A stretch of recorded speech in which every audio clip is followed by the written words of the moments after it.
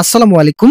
সম্প্রতি ইউনিসেফ নারী ও শিশু স্বাস্থ্য কেন্দ্রে একটি বিশাল নিয়োগ বিজ্ঞপ্তি প্রকাশিত হয়েছে, যেখানে ১৬১০ পদে বাংলাদেশের সকল জেলার নারী পুরুষ উভয় প্রার্থীরা শুধুমাত্র অষ্টম এসএসসি এবং এইচএসসি পাস থাকলে সম্পূর্ণ বিনা অভিজ্ঞতা আবেদন করার সুযোগ পাচ্ছেন।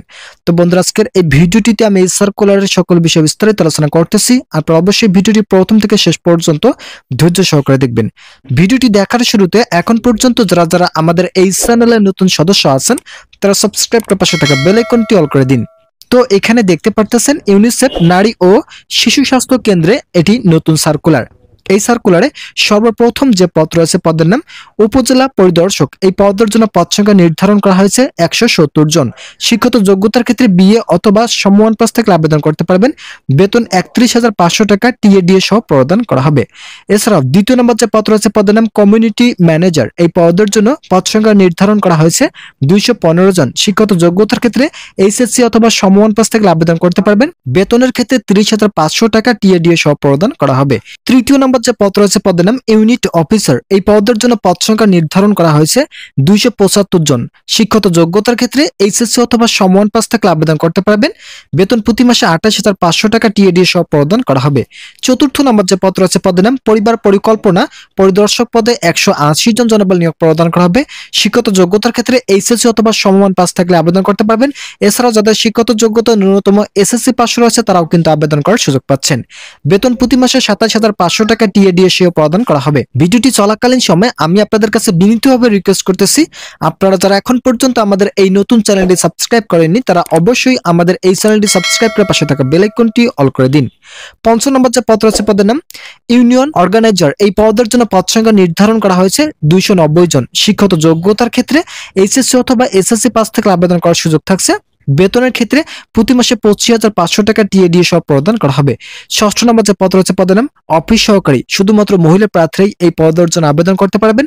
পদ সংখ্যা নির্ধারণ করা হয়েছে ২২০ জন। শিক্ষত যোগ্যতার ক্ষেত্রে এইচএসসি অথবা এসএসসি পাস থেকে আবেদন করতে পারবেন।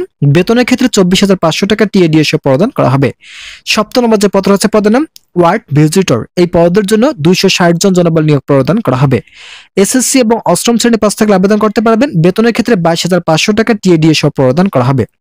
তো এখানে যে সার্কুলারটি দেখতে পারতেছেন এই সার্কুলারে ১৬১০টি জনবল নিয়োগ প্রদান করা হবে।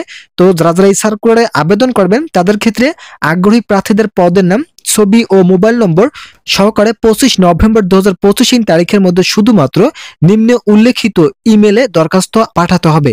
বিনা খরচে আবাসন সুবিধা, বছরে ২টি উৎসব ভাতা, পরিচ্ছন্নতা ভাতা, উৎসব ভাতা, স্বাস্থ্য বীমা, এছাড়াও এককালীন ভাতা, ল্যাপটপ, মোটরসাইকেল ও মোবাইল ফোন ইত্যাদি প্রদান করা হবে। উপজাতির প্রার্থীদেরকে অগ্রাধিকার প্রদান করা হবে।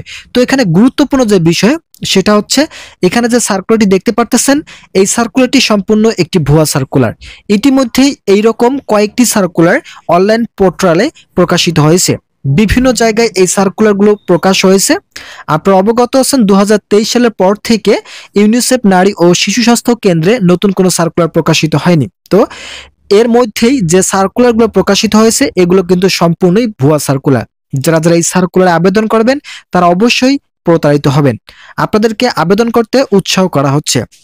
এখানে দেখতে পারতেছেন শিক্ষত যোগ্যতা শুধুমাত্র অষ্টম শ্রেণী পাস রয়েছে, সেক্ষেত্রেও বেতন ২২,৫০০ টাকা। বাংলাদেশের মধ্যে ২২,৫০০ টাকা বেতনে অষ্টম শ্রেণীর একটি নতুন সার্কুলার, এটা সম্পূর্ণ ভুয়া।